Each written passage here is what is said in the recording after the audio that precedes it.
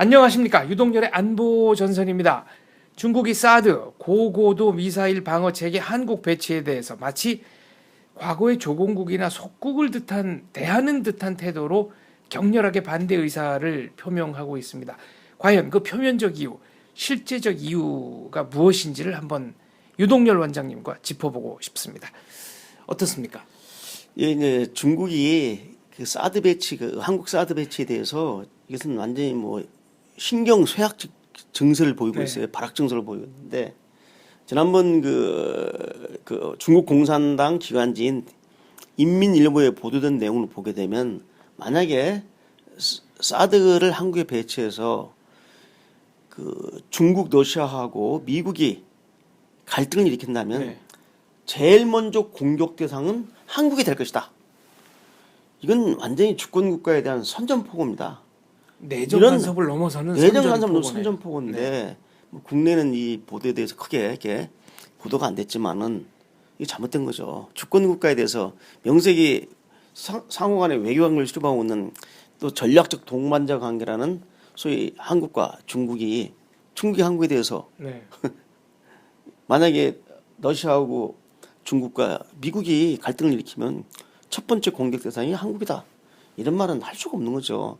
대한민국을 무시하지 않고서 이런 말이 가능한 겁니까? 이런 그 보도에 대해서 우리 정부가 강력하게 항의를 했는데 좀 아쉽습니다. 자, 그렇다면 왜 이렇게 중국이 그 사드의 한반도 배치를 갖다가 왜 이렇게 극렬 반대하는지 그 표면적 이유를 먼저 살펴보죠.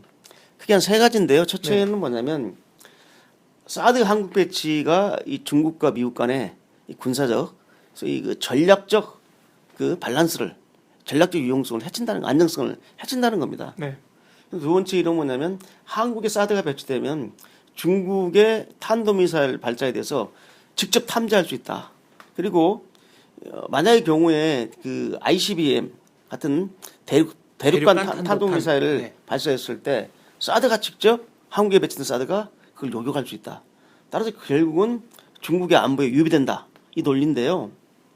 사실상 이 세 가지 논리가 다 그 근거가 미약합니다.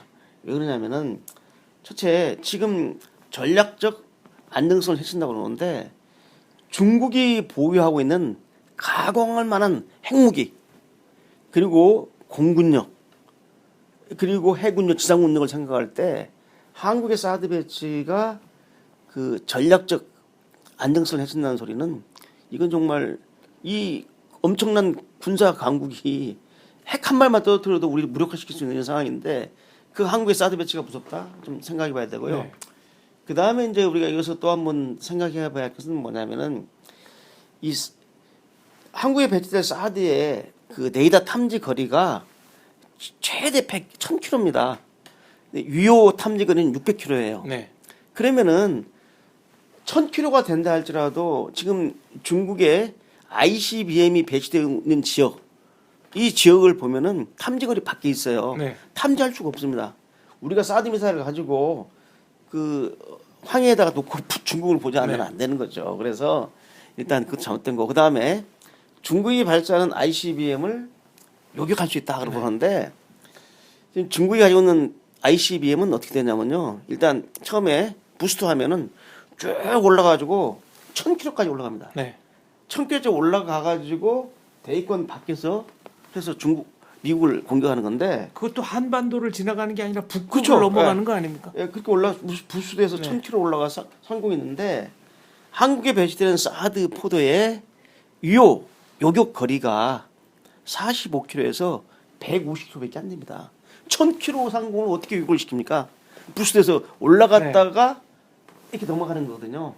종말단계에서 때려야 되는데 우리는 종말단계가 아니지 않습니까? 미국을 겨냥하기 때문에. 그렇죠. 그래서 중국이 겨냥하는 지목하는 세 가지가 다 설득이 약하다고 보는 거고. 자, 그러면 과연 중국이 한반도에 배치된 사드가 북한의 핵과 탄도미사일을 막기 위한 것임을 중국 정부가 정말 모르는 것이냐? 알고 있습니다. 모르지는 않을 것 주목표가 같은데요. 북한이라고 하는 것을 알고 있음에도 불구하고 계속 중국이 이렇게 딴지를 걸면서 강력하게 우리 정부를 압박하는 것은 그 실제를 아셔야 됩니다. 실제는 첫째 뭐냐면 두 가지로 봐야 되는데요. 바로 그 중국의 세계 패권 전략을 좀 보셔야 됩니다. 지금 중국이 G2 그룹 2로 성장을 하다 보니까 어떤 문제가 발생하냐면 미국이 위협을 느꼈습니다. 그래서 미국이 오바마 행정부부터 시작해서 미국 외교 군사 외교가 외교나 군사 정책이 아시아로 회귀합니다. 회귀인철을 구상하면서 대중국 해징 전략, 이 해징 전략은 뭐 포유 전략이라고 생각하십니다. 대중국 해징 전략을 구사하기 시작합니다. 중국도 이에 맞서가지고 바로 1대1로라든지 대국 굴기를 내세우면서 그 패권 의도를 지금 보여주고 있거든요. 맞서고 있는 상태입니다. 이런 상태에서 미중이 지금 이렇게 맞서고 있는 상태에서 한반도에 사드가 배치되면 이 사드 포대는 그 잠재적으로 바로 유사시에 그 중국의 안보를 위협할 수 있다. 자, 무슨 말이냐면 한미 동맹을 무력화시키자는 겁니다.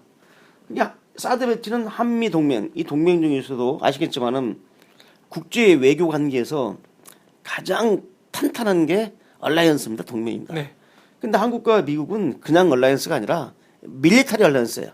군사 동맹. 한미 상호 방위 조약이 그렇죠. 체결돼 있습니다. 이 군사 동맹이기 때문에 이 사드의 한국 배치는 결국은 한미 군사 동맹의 강화를 의미하고 한미 군사 동맹의 강화는 결국 뭐냐?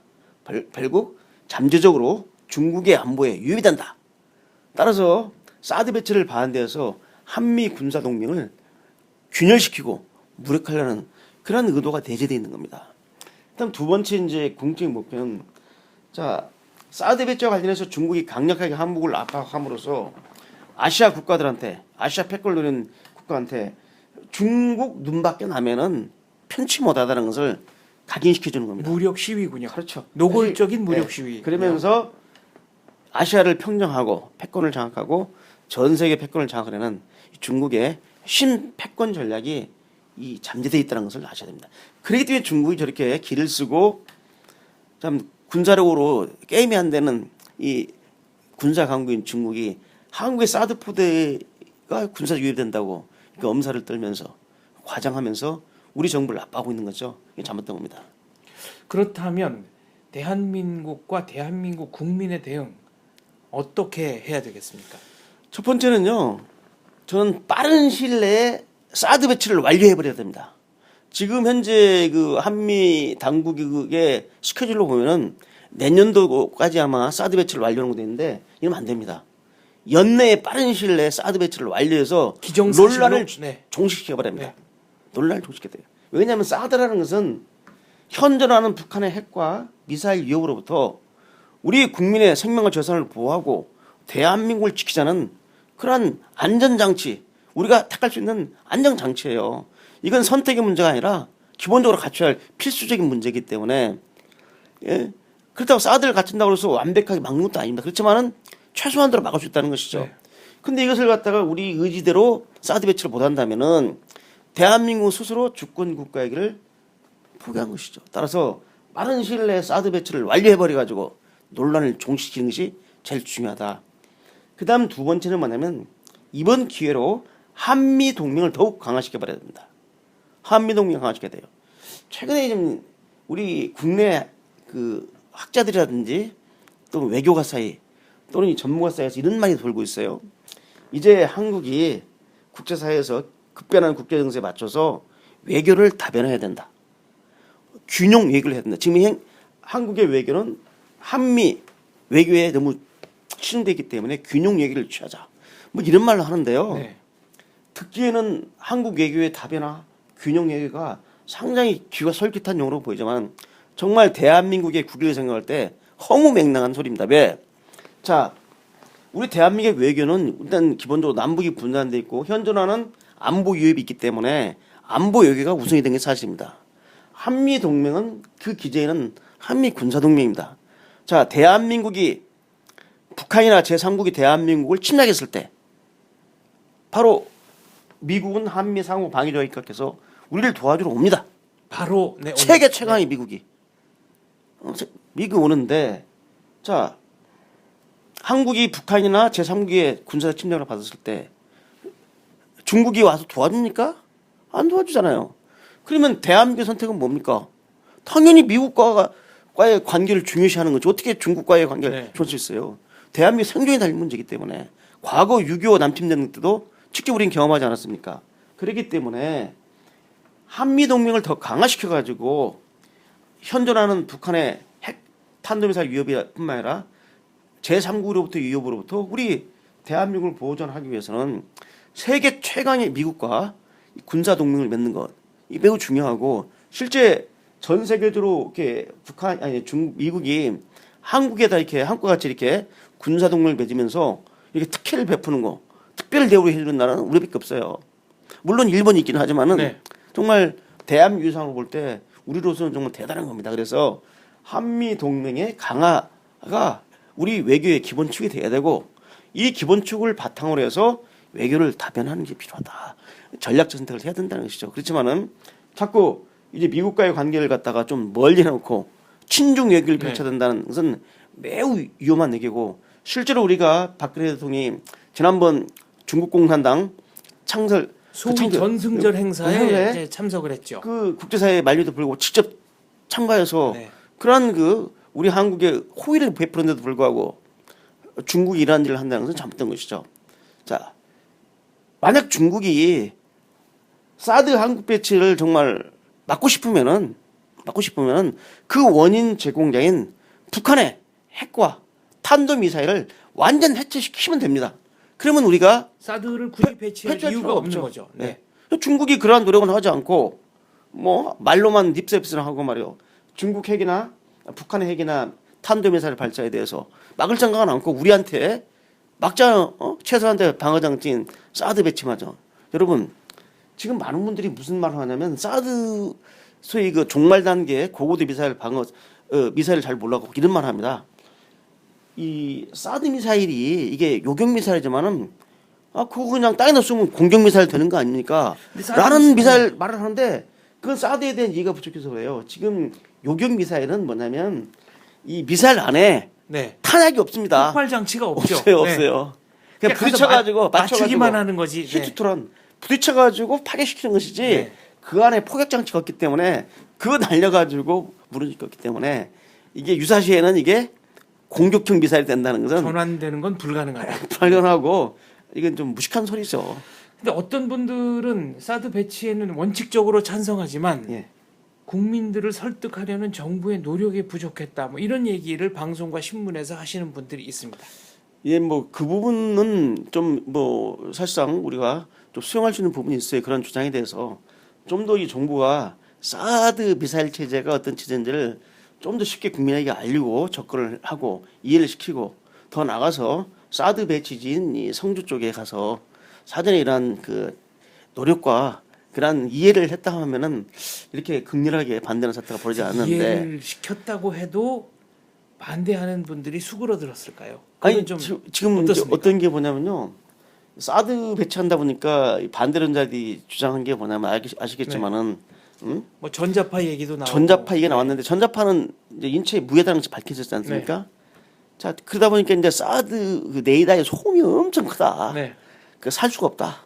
이런 거짓말을 하고 있는데 심지어는 그 일본에 사드 레이더 배치 기지까지 가가지고 네. 거짓말을 하고 있는데 왜 사드 근처에 가면 사드 레이더 소리가 크게 나냐면은 일본 같은 경우는 자체 발전기를 가동시켜서 레이더를 가동시키다 보니까 엄청나게 그 발전기 터번이 돌아가는 그렇죠. 소리지. 큽니다. 네. 근데 우리 대한민국 성주에 배치되는 사드 레이더는 자가 발전기를 돌리는 게 아니라 한국 전력에서 안정적으로 네, 전력 공급을 하기 때문에 소음이 발생하지 않습니다. 기본적인 외에는. 그렇기 때문에 이 소음 문제도 다 이제 과학적으로 입증이 된 건데 그럼에도 불구하고 또 다른 논리를 내서 계속 전자파가 있느니 또 뭐 그 소음 문제가 있다고 하는 건데 이렇게 과학적으로 입증돼서는 불구하고 이렇게 억지를 쓰고 있거든요. 이제 억지를 쓰고 있는데 저는 그 야당 국회의원들하고 사드 반대론자한테 꼭 하고 싶습니다.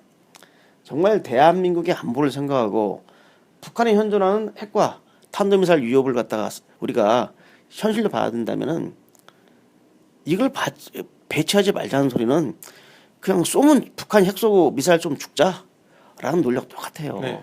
정말 왜 이렇게 복잡한 논리를 갖다 도입해가지고 반대하는지 정말 정신 차려야 되고 이 반대하는 사람들, 이 사람들의 이름을 낱낱이 기억해서 우리 자유민주 진영에서는 앞으로 10년 후, 100년 후에 이런 사람들이 바로 당신네 아버지가, 당신네 할아버지가 이 중요한 문제에 대해서 반대하는 사람들이다라고 족보 남기듯이 역사의 기록을 남겨가지고 그분들의 그 일종의 그런 폭거를 갖다가 알려줘야지 될 겁니다. 나 정말 이거 보면서 많은 생각을 하게 돼요. 진짜 그분들도 대한민국을 위한다고 하는데 그분들의 그 논리들이 그 정말 자신 있으면 저하고 1대1로 한번 토론해 봅시다. 과학적 근거가 있는지. 과학적 근거 아니라도 우리가 안보 논리로도 접근을 해서 한번 보자는 거죠. 끝으로 제가 한마디 드리고 싶은 건 뭐냐면 이 사드 배치에 대해서 내가 첫 번째는 사드 배치를 조속히 이 배치를 해서 논란을 종식하자는 얘기하고 한미동맹을 강화시키자는 얘기했잖아요. 그 세 번째가 중요한 게 뭐냐면 최근 우리 사회 내에서 친중론자, 중국 정부를 옹호하고 대변한 이러한 학자군, 정치군, 이러한 진군이 생겼습니다. 그래서 이제 중국을 갖다 옹호 대변하고 중국을 우호적으로 대하는 것뿐만 아니라 중국을 맹종하는 이런 친중 세력들. 두 번째는 전통적인 이 종북 세력, 북한을 주장하는 세력들. 이 두 세력을 잘 보셔야 됩니다. 여러분, 중국이 사드 배치를 반대하는 아까 크게 이제 두 가지 이유를 제가 들었지만은 첫째는 그 아시아 패권 전략에 의해서 그 한미동맹을 무력화시키는 것이고 세계 패권 전략인데 실제 또 하나 깊숙한 부가적 이유가 있습니다. 첫째는 뭡니까? 사드 배치를 반대함으로써 북한을 갖다가 옹호해 주는 것이죠. 네. 자, 북한이라는 것은 전통적으로 중국의 입장에서 볼 때 북한의 전략적 유상은 뭐냐면 중국과 미국의 대결 구도에서 중간에서 선봉 방파제 역할을 하고 있는 게 바로 북한입니다. 북한이 미국과 자꾸 싸우면서 미국의 힘을 빼고 뒤에 있다가 필요할 때 때리는 거죠. 그러니까 만약 북한이라는 존재가 없으면 중국은 바로 모든 문제에 대해서 미국과 맞서야 되는데 대신 북한이 싸워주고 미국의 입지를 곤란케 하니까 아주 안정적이겠죠. 바로 이러한 측면에서 북한을 갖다가 네. 옹호해주는 역할이 하나 있고 두 번째는 내부적으로도 무슨 역할이냐면 국내에 있는 그 친중론자들하고 친종국론자들한테 사드 문제를 배치를 국내에서 남남 갈등을 중복시켜가지고 결국은 국내에서 반미 친중 통일 전선을 형성해서 G2그룹에서 중국이 아시아 패권을 장악했을 때 그 한국 내 중국을 추종하는 세력들을 갖다 세력화하려는 이걸 종북 세력과 통정선을 형성해서 구축하려는 그런 부가적 효과도 노릴 수가 있는 겁니다. 그러니 중국으로서는 결사적으로 이 문제를 하고 있는 거죠. 알겠습니다. 지금까지 사드 배치에 반대하는 중국의 속내 자유민주연구원의 유동열 원장과 함께 조목조목 짚어봤습니다. 말씀 잘 들었습니다. 감사합니다. 감사합니다.